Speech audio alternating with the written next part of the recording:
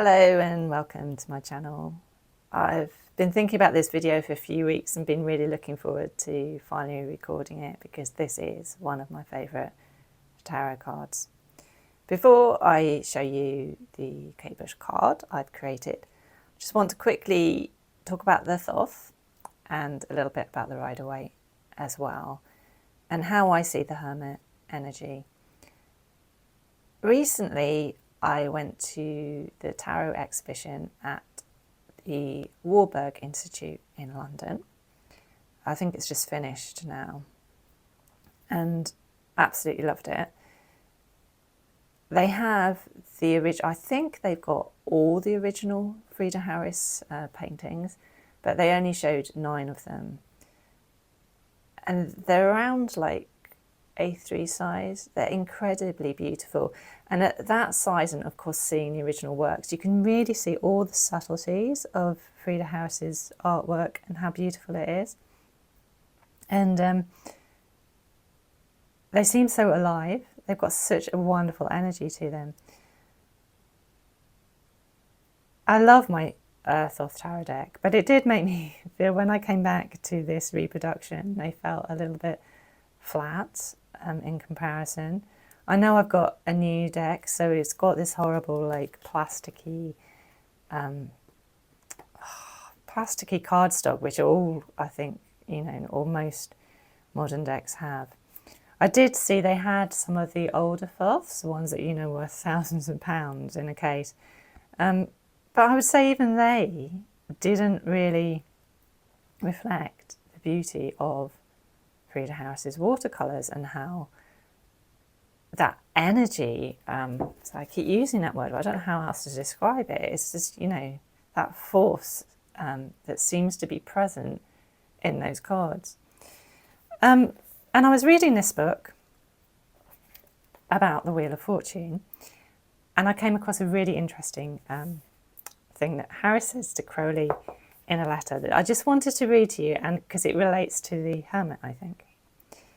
If you're expecting the tarot to be a means of getting money, or my position as useful for pushing it, I'm sorry, I'm not the right vehicle for such an enterprise, as I intend to remain anonymous when the cards are shown, as I dislike notoriety.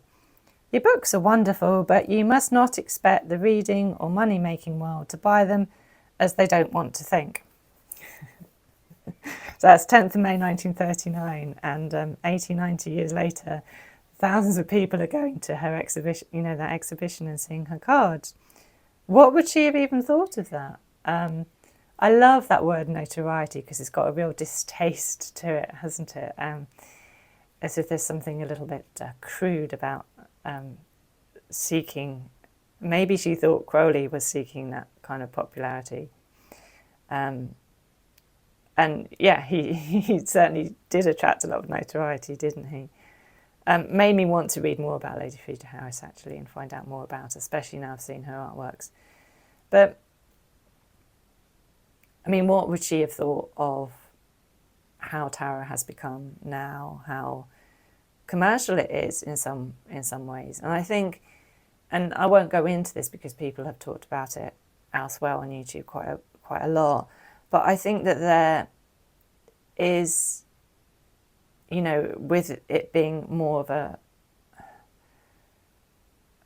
you know, something that was very popular, that the influence now of society is greater, and you can see, you know, there are so many decks. There's that commercialization, and maybe the spiritual side, in some respects, or there's a danger of it becoming more superficial. And I think that depth, when I say energy, that depth, I mean, Frieda Harris created those artworks, I sense, as a way for her to get to know the tarot and the energies and the archetypes. It was a spiritual project for her. And I think that is when I keep saying energy from the cards, the original cards, I think that is actually what I'm picking up in some level, that was her motivation, that somehow it gives the artwork this aura. So Anyway, that's probably enough about that. Fangirling about Frida Harris now. I'll fangirl about Kate Bush in a minute. But first, I'm going to just quickly talk about the Rider-Waite, because I think the Rider-Waite, if we look at all the nines, it's a really good way of explaining this Hermit energy. I think of the Hermit as an exalted form of the nine. So we've got solitude, but it's solitude that we have chosen. And it's solitude for spiritual growth. And I think of the minor arcana, especially these, as showing elements of that energy, but it's not quite as rich. So we have someone spending, on the Nine of Pentacles, we have that sense of someone spending time on their own. But, you know, there can be a downside to that. It's a little bit of a smug card, I think, sometimes. It's people, you know, you're not sharing in that energy, are you? You've got your riches around you, but and you're very happy, and there's a contentment there. But maybe there is too much sort of materialism here. This is far more sparse, isn't it?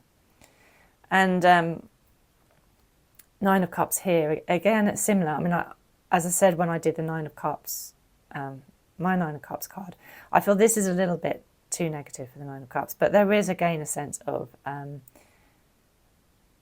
in your contentment, maybe closing yourself off from people, or maybe not looking at, you know, the Hermit is related to the moon, because the Hermit goes out and they face their own demons.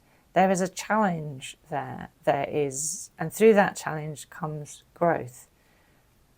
I feel that there's not really much growth in these cards, not as much disruption. They're not facing the same challenges. These two are facing the challenges. These are in kind of perhaps more of a moon situation, if you like. They're full of doubt, anxiety here. This is a real kind of dark night of the soul, isn't it? They're alone, and they're not wanting that solitude. They're kind of resisting it. I always think this one more as someone, you know, the person that ends up doing everything, the martyr, the person that, you know, oh, must it be me? And then they feel resentful and they're on their own and no one's really helped them, and they're wondering, was it even worth it? But as I said, the Hermit is a choice, I feel. It is, if it wasn't a choice, and I think this is an important thing to say as well, because we can hide out of trauma, we can hide because we feel that nobody wants to listen to us, we can hide because we are marginalised in some way. And I think this is more about the Five of Pentacles energy, feeling forced out from society and like you don't have a voice. The Hermit has a voice, but they're choosing to simplify their life. Right, so let me now show, which I don't think will be any surprise to you, choice of Kate Bush song. So it is How to Be Invisible. And I thought it would be nice to do a card. Kate Bush, this is going to be the only one in the deck where Kate Bush's face in some form isn't there at all. So Kate Bush is not in this card. If I'd thought about it more, actually, I probably would have put Kate Bush face there and then painted over it or something, but I haven't done that. So she's not in this card at all. This is supposed to be like a key with like these gold, sort of kind of gold leaf coming out of it, sort of sparkling, and then you're going into the void.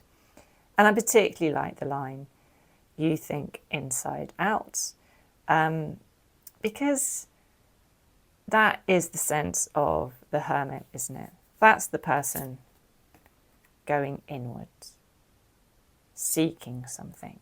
There's a search. It's like a night quest without all the ego in a way. that's how I see it.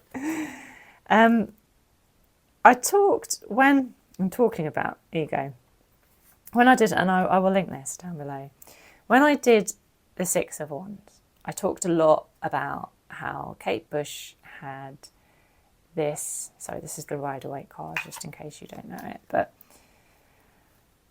I think of this as almost the opposite to the Hermit energy. And I talked a lot about how she had to promote her albums at the beginning, and she had her tour, and this sense that I got that she was completely exhausted by all that promotion. And so she made a conscious decision to withdraw and only to come into the public limelight when she had an album to promote. And she got, and as I said before, she got, a little bit of criticism or described as a recluse. I don't think she is a recluse. I think she just wants to live a normal life and realises her solitude helps feed her creativity and her work. So I wasn't going to talk about that again. I was actually going to talk a little bit about this book, which is also called How to Be Invisible. I got mixed feelings about this book because I wish it had every single song she'd ever written in it. It's incomplete. And I don't know whether it was Kate Bush that chose the title or David Mitchell that chose the title. It was, when she released Ariel, I remember this was the song. And I'll try and link, there's a interview she did with the BBC when the album came out, which is really worth listening to, and I'll try and find that and link it. And this was the song they kept playing because the whole backstory was, well, Kate Bush has disappeared from the public eye. She's made herself invisible.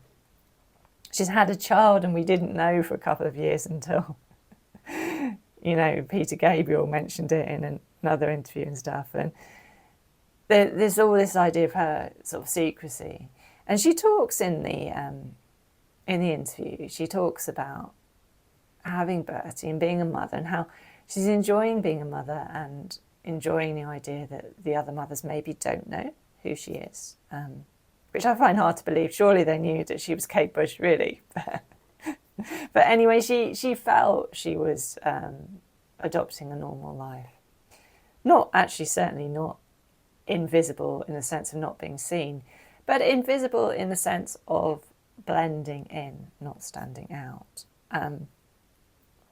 And as I said, I have mixed feelings about this book because, one, I wish it was complete.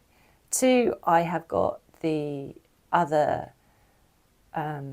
which is by my piano, so I won't stop the video and bring it up. But I've got the other book, which is the sheet music, or just the, the melody and the chords, which is how I love playing her songs anyway. And I wish she'd done that, or I wish she would do that. Complete lyrics with the chords, please.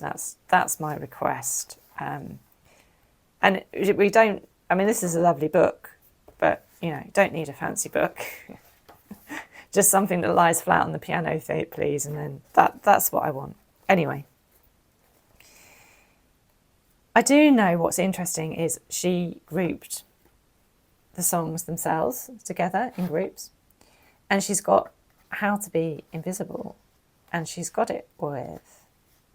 See, I cannot understand why she's got it really with 50 Words of Snow because, well, I suppose snow is quite mysterious and hides things, but, that's my only thing. But the other ones I thought were quite interesting because, really, these are all about women, aren't they? On their own, facing things. Even like with Wuthering Heights, you've got Kathy coming back as a ghost. There's an element of, invisibility, liminal space, crossing over to something else. Ghosts. So I thought it was interesting where she put that, and that it's a very female energy of the Hermit. if you think of that grouping. Sorry, I was just going to show this again, because my favourite lyric in the song is that an autumn leaf falling, or is that you walking home? Because, again, you know, with lots of her great lyrics, you can imagine a film, can't you? And with that image, you imagine the path and the leaves being disturbed, and someone looking behind, and you know who's following me. And it's interesting because the song is really saying, I think, well, this is my interpretation, that we're not really fully invisible. We may try and be, but we always have an impact on things. We have a little, and it's thinking about that, I suppose, as well, what impact we have, and maybe being more conscious of the impact we have on others. And in a way, by paring things down, by being the hermit, by being slower in our choices, and making those choices more consciously, we're more aware of the impact that we have on others. So that is my card, and my thoughts on it. Let me know if you can think of any others. As I said, she's, you know, Kate Bush has got this hermit energy, but I think it's not in the sense of being a recluse. I don't think she is. I think it is in that sense of searching, going deep, going within, someone that questions things, and someone that is comfortable stepping away from that adulation, and you know, being with themselves. It's, you know, it's an ego choice, isn't it? It's a relinquishing of the ego, I think, the hermit. Right, so thank you as always for watching, and enjoy the rest of your day. Bye-bye.